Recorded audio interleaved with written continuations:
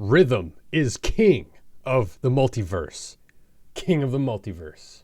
It rules over the musical kingdom except for the queen of the multiverse, which we talked about in the last video, which is all things melody, and nobody gets in the way of her majesty. The rhythm is one of my favorite things to talk about. It's one of my favorite things in music in general. And if you think about melodies, chord progressions, grooves, vocals, everything has a rhythmic component to it. Even if you have a celestial pad that's cascading over your musical composition, there's still going to be some rhythmic texture within whatever sound you're working with. Rhythm is the part of music that punctuates time itself. It carries us from one moment to the next, from one beat to the next, and it divides itself in simple ratios, just like we learned about pitch. And even rhythms that look complex on the surface can be broken down into their fundamental structure, usually in groups of 2 or 3. A march, a waltz, a rock beat are typical centers for the subdivision of strong and weak beats. But then the addition of things like polyrhythms and syncopation can really enhance the push and pull of any kind of groove and really start to play with the gravity of these rhythmic nodes as we work on our compositions. It works very much the same way as individual notes in a musical scale, having different sets of tensions and releases. It's the same thing with rhythm, where different timings, different accents will have different push and pull relative to the central node, the central groove of your rhythm. Everything in music happens through time, so it can be said that everything in music is ruled by the kingdom of rhythm, king of the multiverse. So rhythmic structures in general are organized into what are called measures or bars for the purpose of notation and just to keep track of what's happening in time. These measures or bars are then packaged together with what are called beats, which are smaller groups of time that make up a bar or a measure. So if we think about the most common time signature, 4/4 timing, that bar has 4 beats, and each of those beats has a value of 1/4 note. And typically a musical phrase or a section will have a cycle of 4 measures, okay, or 4 bars, but it's divided into 4 beats each. So real quick, you would count a bar in 4/4 timing like this: 1, 2, 3, 4, 1, 2, 3, 4, over and over and over. So that cycle would continue so long as you remain in 4/4 timing, and each number that we count represents what is called a quarter note. All right, so if I move over to Ableton now, in the top left-hand corner of Ableton, you can see that we have all of our rhythmic related stuff. And we have 4/4 timing right here. So we have that indication here, and we can change these numbers. But I just wanted to give you a quick example of what this would sound like. So I'm going to turn on the metronome. And with the metronome playing, you'll notice that there'll be a different sound for every 1 count within our 4 count. Okay, so if I press play, 1, 2, 3, 4, 1, 2, 3, 4. Okay, so each bar has 4 quarter notes, and we count each quarter note 1, 2, 3, 4 in 4/4 timing. However, within most rhythms, we're not simply going to play every beat or do something on every count of our measure or our bar.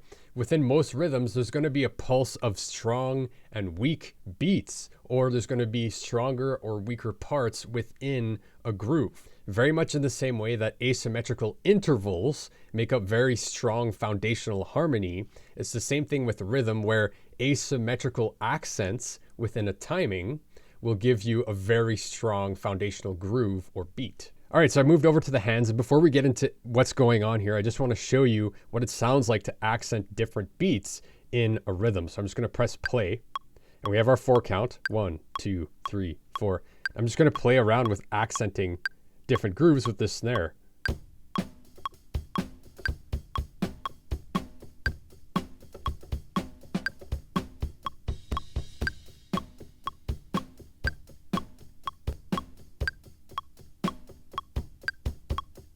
If we think back to our chords and chord progressions, we can place our chords either between or upon beats to create interesting harmonic movement and really play with the center of tonality of what's going on. So if we land on a 1, or if we land on the 3, or maybe land on the 4 with a chord in our progression, it will give a different flavor than if we would maybe land between a 1 and a 2 on the end, and we'll get more into counting in just a sec. So again, just keep in mind that the resulting tension and release through time with rhythm is largely responsible for its emotive and expressive power. Another super important part about rhythm in general is the rate at which musical events happen, otherwise known as BPM, or beats per minute. So if I go back to my hands and I press play, I can change the tempo of our metronome, and it will severely affect what kind of rhythms we can come up with that timing, right? If we go really fast, it's going to have a different feel than if we are very slow. Let's go down to maybe 90. Right at slower tempo, there's a different rhythmic pulse and tension and release. You move your body differently versus something fast has a different cadence. And remember, in general, we move our bodies to the rhythm of a song or of music. So slower tempos will allow more space and a slower movement with more like embellishments between, more swing, and a higher tempo will be higher energy and more driving. So one of the best ways to wrap your mind around rhythmic cadences and accenting strong beats and weak beats and having push and pull is to play around with what is called poetic feet. And this is basically a unit of accented and unaccented syllables within words. Because as we speak, there is rhythm to how we speak, right? There's a cadence, there's punctuation, there's tension and release. And if we even look at words specifically, it can really be a great way to start to train our rhythmic ear. So I'm going to pop up an image that has a bunch of words and just go through some of them so that you can start to see different rhythms within words. So for example, Pop-Tarts. That's 2 syllables that are each a quarter note, right? In a timing. So Pop-Tarts, 2 equal divisions. If we go to hot cocoa, you'll notice that the first word hot is 1 syllable, and then the word cocoa is kind of 2 syllables connected together. Continuing on, scrambled eggs, chicken nuggets, pork tenderloin, right? So pork tenderloin is a little different where it has a quarter note and then a triplet, a group of 3 notes together. Right? You can go on with some of these fun ones. Strawberry jam, apple turnover, barbecue chicken. You'll notice that a lot of these examples boil down to groupings of 2 or 3. And within groups of 2 and 3, you can really break down most rhythms, even crazy complex time signatures. You can usually break it down to groups of 2 or 3. And if we think about possible combinations of accented syllables or accented rhythms within each a group of 2 and a group of 3, you get 12 possibilities. Doesn't that feel like a familiar number? So let's go through them real quick, and I'll just count both a group of 2 and then a group of 3 and accent all the different combinations that exist. So with 2, it would be 1, 2. So I accented the 1 and I counted the 2 as a rest. So let's go through all the possibilities. 1, 2, 1, 2, 1, 2, 1, 2. Those are all the combinations in 2. Let's move on to 3. 1, 2, 3. 1, 2, 3. 1, 2, 3. 1, 2, 3. 1, 2, 3. 1, 2, 3. 1, 2, 3. And of course, 1, 2, 3. So I invite you to play around and combine these different combinations of 2 and 3 over a metronome to practice your rhythm, and you'll really start to develop some really cool ideas and start to internalize the skill to accent different beats in a measure with groups of 2 or 3. Next, let's talk about notes and rests. So if we keep dividing notes in 2, we get all the different what are called time subdivisions. Okay, so if I press play on this metronome, the division that's happening is quarter notes, right? We already learned that, where there's 1 count per metronome click, and there's 4 of those in 1 bar. However, there's also what are called whole notes and half notes, which last longer than a quarter note. So if I play the metronome and accent whole notes, that means the note that I hit will last 4 beats. Okay, so let's play it. 2, 3, 4. 2, 3, 4. 2, 3, 4. So that's essentially a whole note. It's 1 note that lasts 4 beats, or a whole bar. If we move on and divide that by 2, we get half notes, right? So if we play the metronome, 2, 3, 4. 1, 2, 3, 4.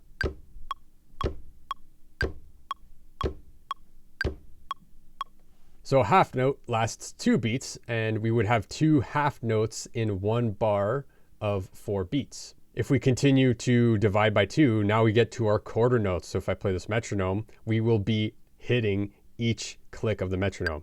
2, 3, 4. However, this is where it gets interesting. We can actually divide quarter notes into 2 as well, and then we get eighth notes. So now when we talk about eighth notes, we add extra syllables to what we're counting to account for that extra subdivision. So remember, with quarter notes, we would be counting 1, 2, 3, 4, 1, 2, 3, 4, so on and so forth. With eighth notes, we're going to add in the word and in between each of those numbers. Okay, so it would be 1 and 2 and 3 and 4. And notice that when we do that, we get twice as many notes, which gives us our eighth notes. So if I were to play eighth notes on top of this metronome, it would sound like this. 1, 2, 3, 4.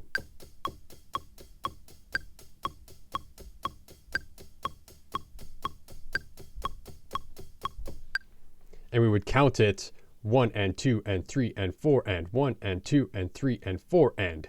And as we count all of those numbers as well as the syllable and, we get 8 different sounds, 8 different divisions.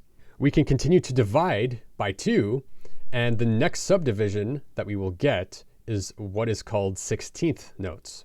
So in this case, we would be going from 1 and 2 and 3 and 4 and to adding an extra 2 syllables between the number and the and, right? So it would be 1E and a, and then hit the next number. So 1E and a 2E and a 3 and a 4E and a. And when you're doing that, you're effectively counting 16 notes inside 1 bar. So if I were to play that over the metronome, it would sound like this. 3, 4.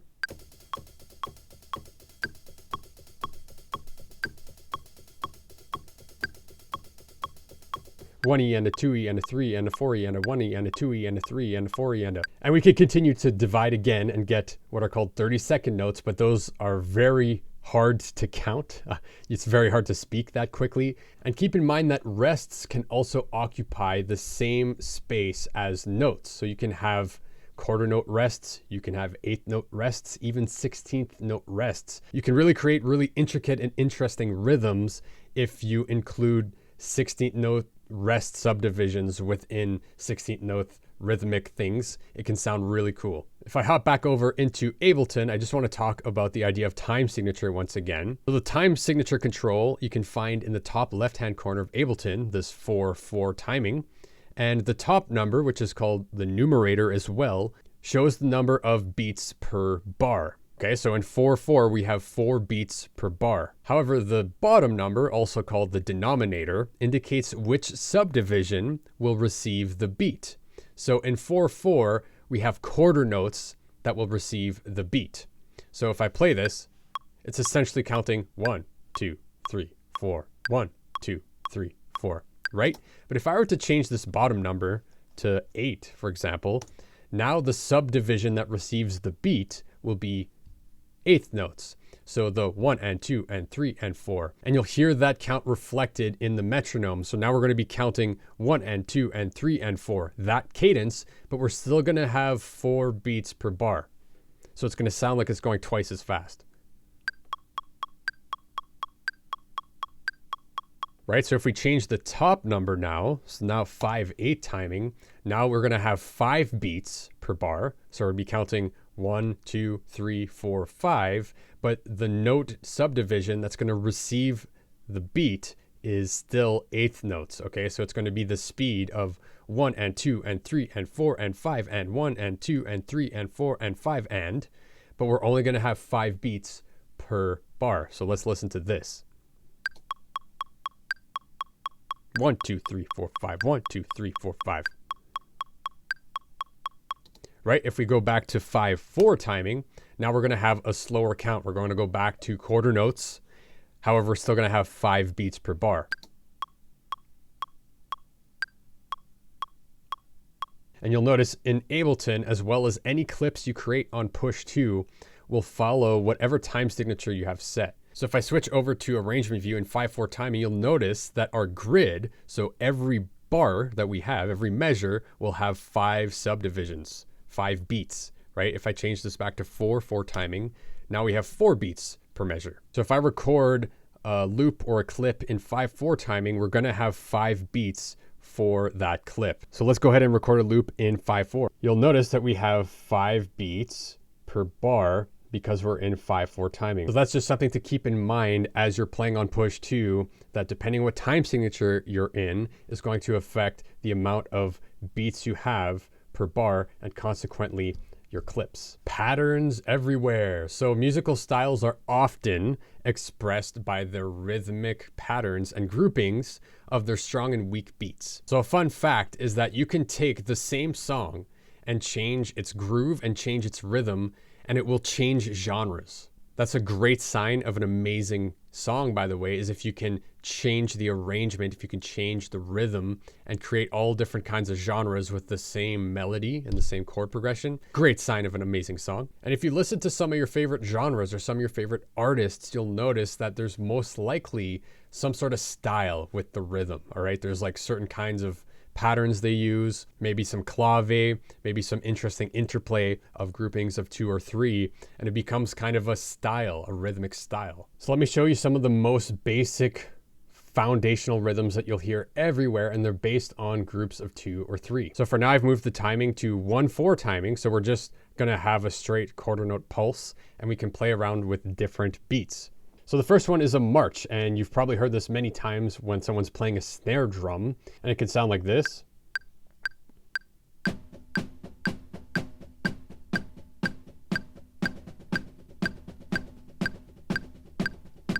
And a march accents every quarter note of the beat, and the strong beats are every quarter note. So the 1, 2, 3, 4 are usually accented. The next most common one is what is called a waltz. Let me show you what that sounds like.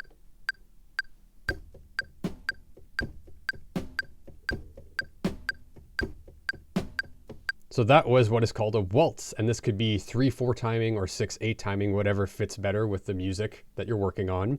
And with this kind of rhythm, we're accenting the 1 and the 4 of a 6 count, right? So it would be 1, 2, 3, 4, 5, 6. Da, da, da, da, da. 1, 2, 3, 4, 5, 6. Right? And it has a different swing, it has a swing to it, has a different groove to it, but we're in the same BPM. The other most common one is just the typical rock beat, sounds like this.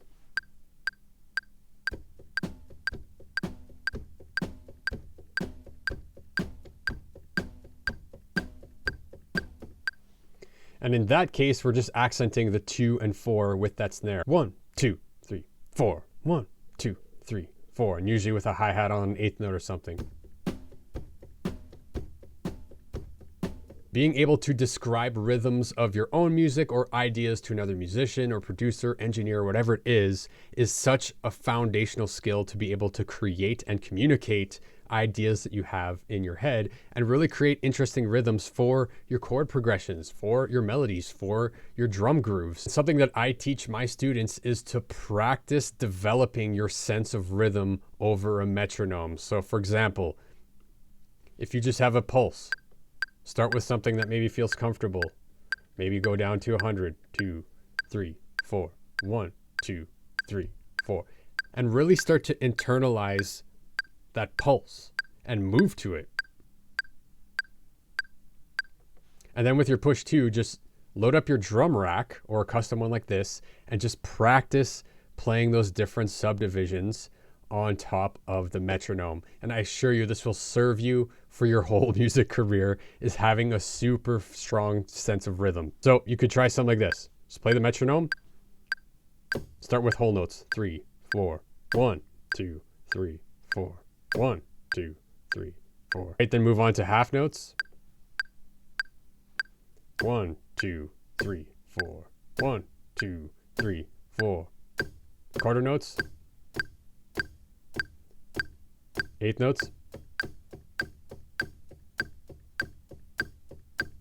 Back to quarter notes. 16th notes.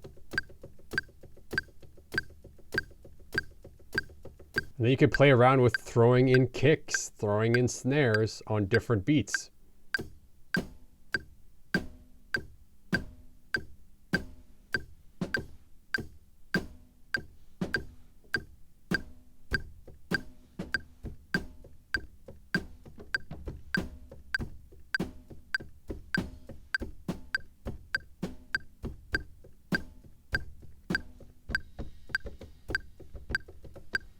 Don't forget that you can also practice triplets, which is groups of 3 inside one beat, right? So let's play this.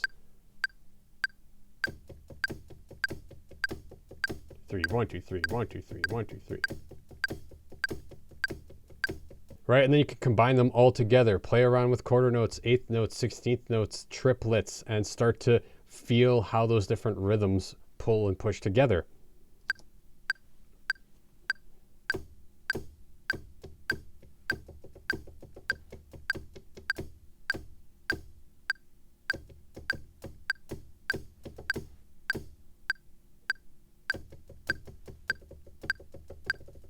All right, now that we've talked about rhythm, we've got a rock solid foundation of everything music theory, all right? How it was created, how to use it with your melodies, how to name intervals, start to train your ear, chord progressions, triads, rhythms, all of those things. So with everything we've learned so far, again, I encourage you to just practice playing along with instruments, playing along with sounds, explore these concepts, and don't let it become just head knowledge.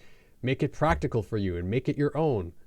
Find the chord progressions and the scales that you like the most. Explore new scales that you've never played with before. Play with different rhythms, maybe different time signatures. See which ones feel right to you. And in the next videos for this series, we're going to start going into some more advanced concepts. And I'm also going to pair it more with some productions and some more real world examples with some of my music. And we're going to get a little bit more advanced and expand our thinking with the strong foundation that we have set. So if you're stoked for that, definitely click the video in the card and I will see you in the next video of our series.